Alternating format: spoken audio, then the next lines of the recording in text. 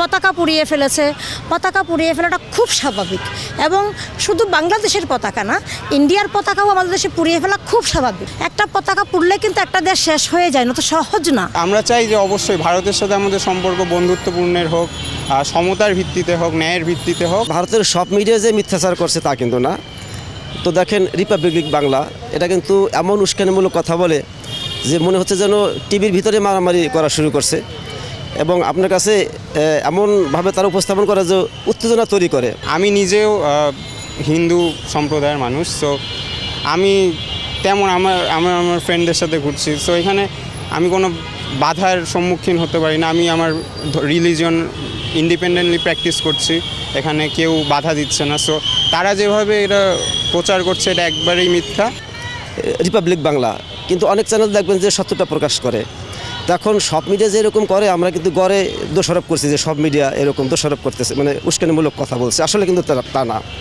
আবার দেখেন এই বাংলাদেশের বলবো যে যারা রাজনীতি করে তারা যে বক্তব্যগুলো দিচ্ছে যে ভারত মনে হয় আজকেই দখল করতেছে, ভারত মনে হয় এই চিটাগাং নিয়ে যাচ্ছে, ভারত মনে হয় দিনাজপুর দিয়ে ঢুকে যাচ্ছে, এই যে বক্তব্যগুলো দিচ্ছে, কিন্তু ভারতের যারা সরকার, বিজেপি সরকার, তাদের কোনো নেতা কিন্তু আপনি শুনবেন না যে এরকম কথা বলছে যে আমরা বাংলাদেশ তদারকি করতেছি, বাংলাদেশকে দেখভাল করতেছি, মানে আইসে এখানে দখল করবো বা এরকম কিন্তু কোনো নেতা তারা কিন্তু বক্তব্য দিচ্ছে না। তবে শুভেন্দু কিছু বক্তব্য দিচ্ছে যেটা বাংলাদেশের নেতাদের পরিপ্রেক্ষিতে সে কিন্তু বক্তব্য দিচ্ছে। নইলে কিন্তু ভারতের যে জাতীয় পর্যায়ের নেতারা তারা কিন্তু আসলে এরকম কোনো বক্তব্য আমি শুনিনি। আপনারা শুনছেন কিনা জানি না, কেউ শুনছেন কিনা জানি না। তবে মিডিয়া কিন্তু অনেক উস্কানিমূলক কথা বলে ভারতের, এটা ঠিক। এখন ভারতের মিডিয়া বলে দেখে যে বাংলাদেশের পলিটিশিয়ানরা যে এরকম কথা বলবে, এটা আমার কাছে মনে হয় না যে তারা এই সঠিক ইসে আছে। কারণ দেখবেন যে বাংলাদেশে যারা পলিটিক্স করে সবার ভিতরেই একটা কথা যে বাংলাদেশ আমাদের দখল করে নিল, বাংলাদেশ আমাদেরকে মানে কি বলবে যে উস্তাদি করে, কিংবা বাংলাদেশ আমাদের এটা কি বলে মানে ভাষাটা, এগুলো করতেছে। আসলে কিন্তু তারা কিন্তু এগুলো কেউ বলে না, যারা কেন্দ্রীয় যারা নেতারা। কিন্তু বাংলাদেশের প্রায় পলিটিশিয়ানই দেখবেন যে ভারতের এরকম বলতেছে যে এমন তারা করে বা বলে। এখন প্রশ্ন হচ্ছে যে এই যে বাণিজ্যিক বিষয়টা দেখেন, যেমন ধরেন বাণিজ্যিক বিষয় আমরা আসলে ভারত থেকে তো আনি সব কিছু, এটা তো ঠিক, এটা তো কিন্তু মিথ্যা না, ভারত থেকেই আনি। তো কালকে যেমন বললো রিজভি যে তার ওয়াইফের শাড়ি পরাই বলো যে শাড়ি পরবো না, কিন্তু ওনার ভিতরে যে রিংটা পরানো সেটা কিন্তু ভারতের। এখন সেটা কীভাবে সে পরাবে বলেন? তো এইরকম শুভেন্দু মজুমদার বলছে যে ভারত থেকে বাংলাদেশে 94 ধরনের মালামাল তারা আনে। তো আপনি যদি পরাবেন এই 94 ধরনের পুরাই দেখেন, আবার যদি বোঝেন যে না ওদের ছাড়া আসলে হয় না, তো সেভাবে ভালো সম্পর্ক থাকুক, সমস্যা কী? আমার প্রশ্ন হচ্ছে যে বাংলাদেশের সাথে ভারতের ভালো সম্পর্ক থাকলে আমি কোনো দোষ দেখছি না, বা ভারতের সাথে পাকিস্তানও যদি কোনো ভালো সম্পর্ক থাকে এটাও কোনো দোষের না। 3 দেশ মিলেমিশে থাকুক, এতে কোনো সমস্যা নাই। কিন্তু এই যে ভারতের সাথে বাংলাদেশের যে রেশারেশিটা, এটা কিন্তু আমার দৃষ্টিতে শুরু করছে কিন্তু বাংলাদেশ আগের থেকে, এই 5ই আগস্টের পর থেকে, বিশেষ করে শেখ হাসিনা দেশে যাওয়ার পর থেকেই তাদের ভিতরে একটা ক্ষোভ যে ভারত হয়তো বা আওয়ামী লীগের পক্ষের লোক। আর এটাও ঠিক যে ভারত কিছুটা আওয়ামী লীগকে সাপোর্ট করে, এটা তো মিথ্যা না। কিন্তু তারপরেও ওভারঅল আমার মতে যে ইউনূস সরকার যদি ভারতের সাথে ভালো সম্পর্ক রাখে, এটা আমি দোষ দেখছি না, রাখা উচিত। প্রতিবেশীর সাথে অবশ্যই ভালো সম্পর্ক থাকা উচিত, যেহেতু বাংলাদেশের চারপাশে ভারত। আবার পাকিস্তানের সাথেও ভালো সম্পর্ক থাকা উচিত, থাকবে না কেন?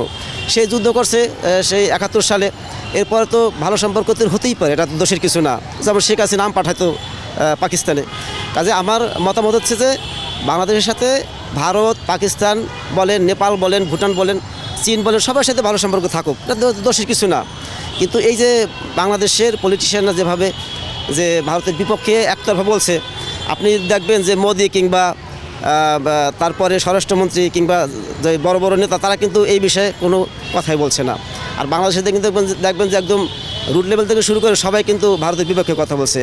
তো এটা আমাদের একটু মানে নতুন করে রিভিউ করা উচিত যে না, আমাদের সাথে ভারতের ভালো সম্পর্ক থাকা কোনো দোষের কিছু না। এটা শুধু ভারতের মিডিয়া না, বিষয়টা হচ্ছে আসলে আবেগের বিষয়।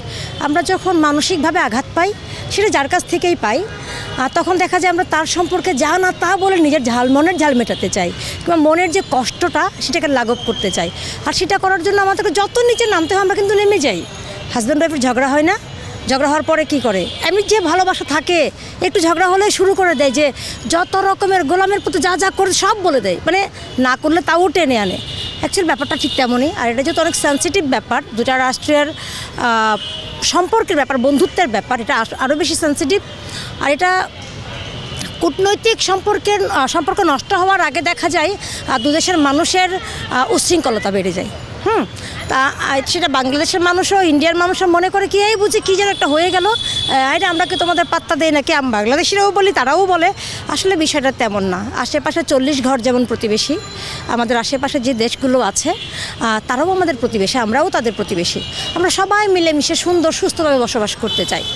তো তারপরেও যখন স্বার্থে কোনো কারণে আঘাত লাগে কখনো, কিংবা ইগোতে আঘাত লাগে, তখন আমরা ঠিক এভাবে সংজ্ঞায়িত করি, এভাবে আখ্যায়িত করি, এবং যেভাবেই হোক তাকে শক্তি দিয়ে পরাস্ত করার চেয়েও, মানে স্বাধীনতা খর্ব করার চেয়েও মানসিক যে স্বাধীনতা, মানসিক যে শক্তি, সেটাকে আমরা ধ্বংস করে দিতে চাই। মানে যেভাবে হোক, যেভাবে সম্ভব হয়।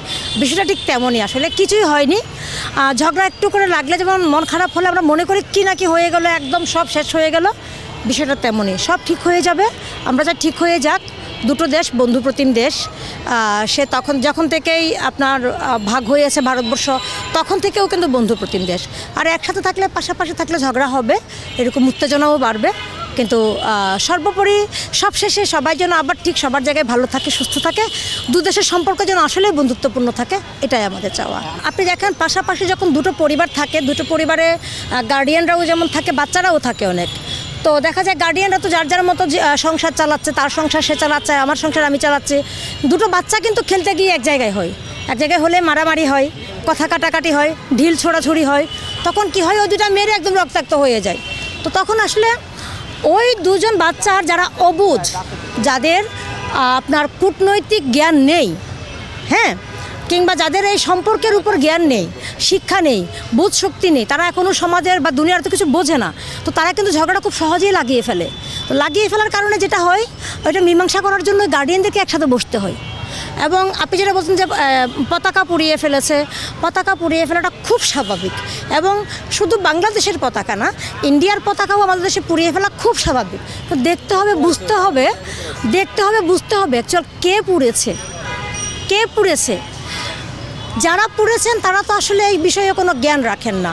একটা পতাকা পুড়লে কিন্তু একটা দেশ শেষ হয়ে যায় না, তো সহজ না, অত ছোট ব্যাপার না।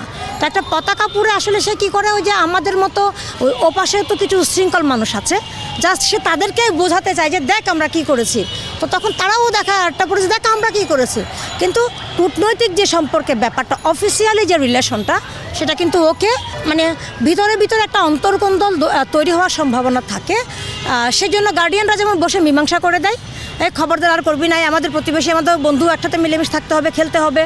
ঠিক একইভাবে হয়তো এই বিষয়টা বাংলাদেশের যে উচ্ছৃঙ্খল জনগণ, ভারতের উচ্ছৃঙ্খল জনগণ যারা আছেন, তাদেরকে বোঝানোর জন্য, বা যাতে আমাদের কূটনৈতিক সম্পর্কে কোনো ভাটা না পড়ে এবং কোনো ধরনের উত্তেজনা না হয় অফিসিয়ালি, যেমন সে দেশের যারা আছেন আইন শৃঙ্খলা রক্ষাকারী বাহিনী, কিংবা যারা তাদের বর্ডার রক্ষা করছেন, দেশকে রক্ষা করছেন, বা আমাদের দেশে যারা রক্ষা করছেন, তাদের মধ্যে যেন এই উত্তেজনা না ছড়ায় আসলে, সেজন্য হয়তো তিনি এসে আলোচনাটা করছেন, কিংবা বাংলাদেশ তাকে দাওয়াত দিয়েছে সেজন্য, কিংবা তিনি স্বেচ্ছায় দাওয়াত নিয়েছেন যে না আমরা বিষয়টাকে এখানে শেষ করে দিই, কিংবা মীমাংসা করে দিই, বা উত্তেজনা না ছড়াক।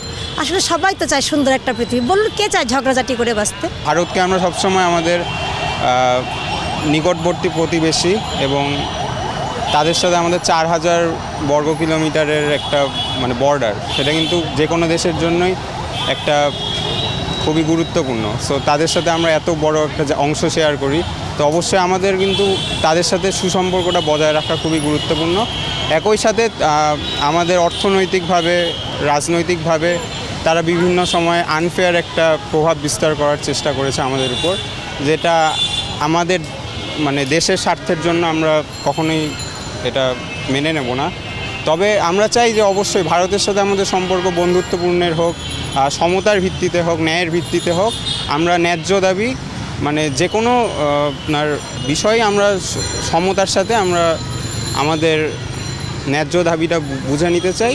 আরেকটা বিষয় হচ্ছে তারা যে বিভিন্ন প্রোপাগান্ডা চালাচ্ছে যে আমাদের দেশে হিন্দু বা মাইনরিটিরা অনেক খারাপ অবস্থায় আছে, এটা অবশ্যই মাইনরিটিরা কিছু কিছু বিচ্ছিন্ন ক্ষেত্রে আমরা দেখতে পেরেছি যে তাদের উপর নির্যাতন হয়েছে, বাট সেটা তারা যেভাবে ভালোভাবে প্রচার করছে সেটা কখনোই এমন নয়।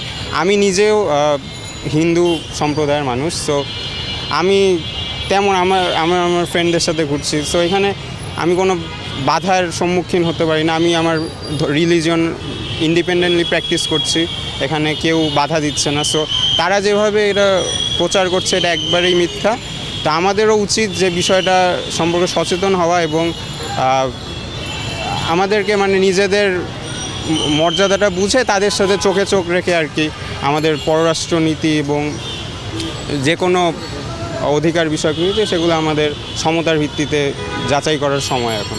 অবশ্যই আলোচনা হবে, আলোচনা তো আমরা তো তাদের সাথে শত্রুতা করতে যাচ্ছি না, অবশ্যই আলোচনা হবে, কিন্তু আলোচনা হবে তো ন্যায়ের ভিত্তিতে, সমতার ভিত্তিতে। আমরাও আমাদের সুবিধাটা দেখব, তারাও তাদের সুবিধাটা দেখবে, করে আমরা একটা আলোচনার মাধ্যমে একটা ফেয়ার আপনার বিষয় করব, যেটাতে আমরা কোঅপারেশনের মাধ্যমে আমরা এগিয়ে যাব একসাথে। যেহেতু আমরা প্রতিবেশী দেশ, আমরা একে অপরকে ছাড়া কিন্তু চলতে পারবো না, এটা আপনি যেভাবেই দেখেন না কেন। সো আমাদের ঐতিহাসিকভাবে আমরা বন্ধুত্বের সম্পর্ক, আর আমাদের সমস্যা তো ভারতের নাগরিক বা ভারত দেশের সাথে না, আমাদের সমস্যা হচ্ছে মোদি সরকার বা যারা উগ্র হিন্দুত্ববাদ প্রচার করছে বা বিভিন্নভাবে তাদের দেশের মাইনরিটি সম্পর্কেও তাদের ভাববার সময় এসেছে। এবং আমরাও জানতে চাই যে ওখানকে যারা সংখ্যালঘিষ্ঠ মুসলমানরা, তারা কিন্তু আমরা নানা সময় বিভিন্ন খবর শুনি। সো আমরা এটাও জানতে চাই যে তারা আমাদের মাইনরিটি নিয়ে এত কনসার্ন, আমরাও কিন্তু কনসার্ন যে তাদের দেশের মাইনরিটিরাকে তারা কীভাবে ট্রিট করছে। সো বিষয়টা এভাবেই আমি দেখতে চাই যে আমরা উভয় সহযোগিতা করব দুজনকে, তবে তারা যে আমাদের উপর ডমিনেট করবে এটা কিন্তু আর এখন হবে না। আমরা সবাই একতাবদ্ধ হয়েছি, দেশের সব মানুষ। সো মানে আমাদের গণ অভ্যুত্থানের এই যে আদর্শ, এটা আমরা ধরে রাখতে চাই।